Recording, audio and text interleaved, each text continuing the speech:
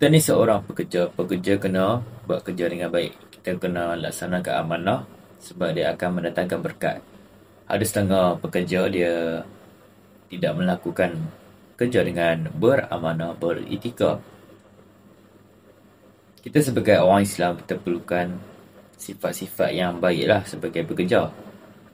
Namun, bila mana kita tak faham masuk ke berkatan di dalam sesuatu pekerjaan, kita buat kerja banyak pun masih rasa tak cukup sebabkan tak berkat.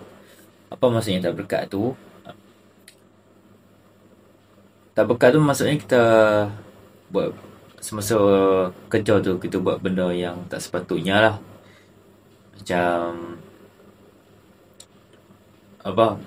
mengulak, makan masuk lambat, pergi kerja masuk lambat, buat kerja main-main. Tu antaranya lah. Orang suruh buat, tak buat pun. So, lepas saya study, ada beberapa ustaz. Ada 2 langkah yang kita boleh nak bagi berkat lah kita punya gaji. Sebab kita tidur time kerja pun salah. Walaupun aku pun jenis tidur sat. Aku memang jenis tidur sat. Aku perlu ke tidur tu ke tidak. Aku tak lego, aku rela tidur daripada makan. Tu 2 langkah tu. Satu langkah kita kena membelanjakan harta. Sedekah di mana-mana. Yang kedua ni kita kena, saya lupa nak. Senang cerita dia ke arah yang kebaikan lah. Kita cucikan harta kita di mana kita boleh sedekah. Sedekah, bagi Quran, belanja orang. Sebab harta yang kita ada tu, dia tak berkat tu. Dia lebih baik kita bagi ke orang. So yang berkat tu mungkin tinggal sikit.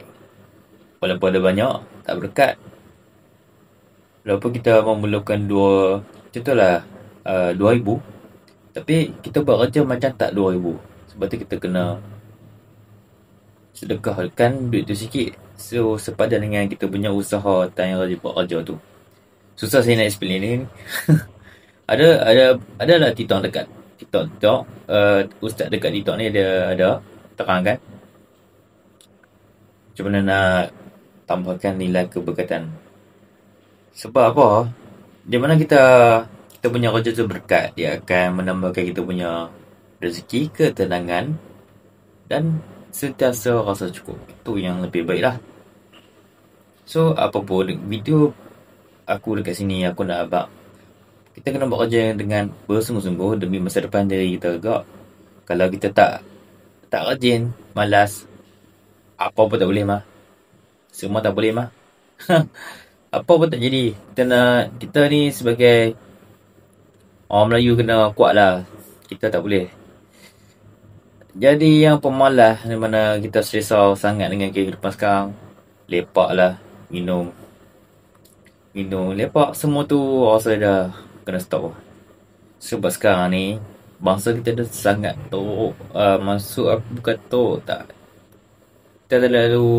Kita akan jadi hamba kepada negara kita sendiri. Tu kemungkinan lah.